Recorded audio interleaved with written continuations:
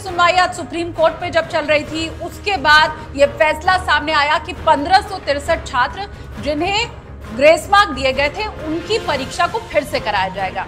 ये बताया गया कि 1563 छात्र की परीक्षा होगी, 30 जून के पहले पहले उनके नतीजे आ जाएंगे और फिर वो काउंसलिंग में शामिल होंगे। लेकिन इन सब के बीच सवाल कई खड़े हो रहे हैं। हो सकता है आप भी ये सोच रहे हो कि वो 1563 छात्र कौन हैं, दोबारा परीक्षा उनकी कब होनी है, वो तारीख कौन सी है, क्या सारे बच्चे जो हैं उन्हें दोबारा एग्जाम देना पड़ेगा? ये जो सारे सवाल आपके मन में चल रहे हैं उसका हम जवाब देने की कोशिश करते हैं।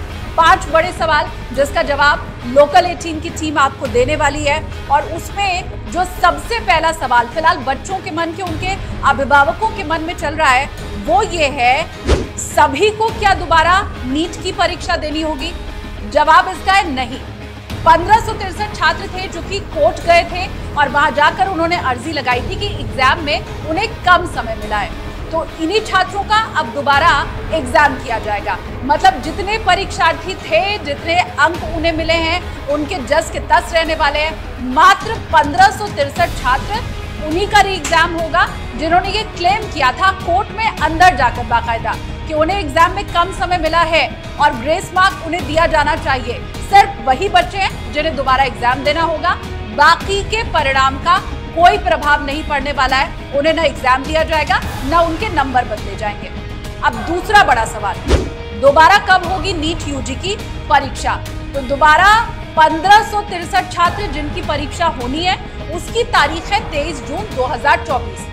इन 1563 छात्रों को 23 जून को दोबारा एग्जामिनेशन सेंटर जाकर और वहां परीक्षा देनी होगी। अब तीसरा बड़ा सवाल ये है कि इसका रिजल्ट कब आएगा? तो देखिए, आपको बता दें कि रिजल्ट की जो तारीख है वो अभी जारी नहीं की गई है, लेकिन ये बताया गया कि 30 जून के पहले पहले रिजल्ट आ जाएगा। मतलब 23 जून को एग्जाम होगा और 30 जून के पहले रिजल्ट आने की बात एनटीए की तरफ से कही जा रही है।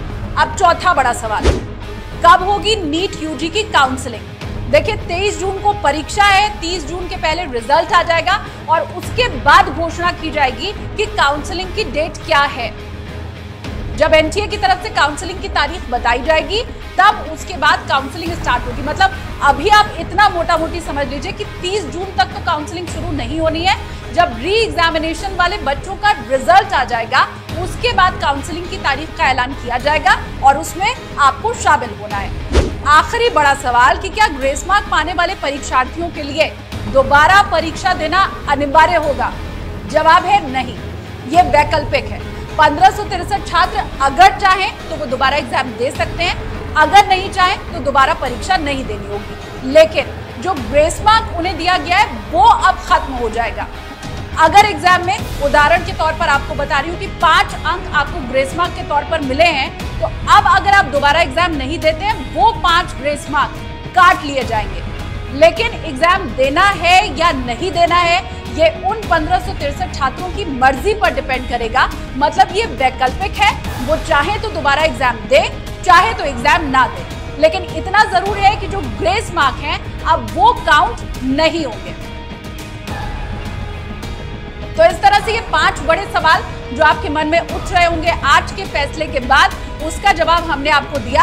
अब अगली सुनवाई इस पूरे मामले की 8 जुलाई को होनी है और उस वक्त हम देखेंगे कि कोर्ट के अंदर क्या जरा होती है और उसके ऊपर अदालत का क्या फैसला आता है।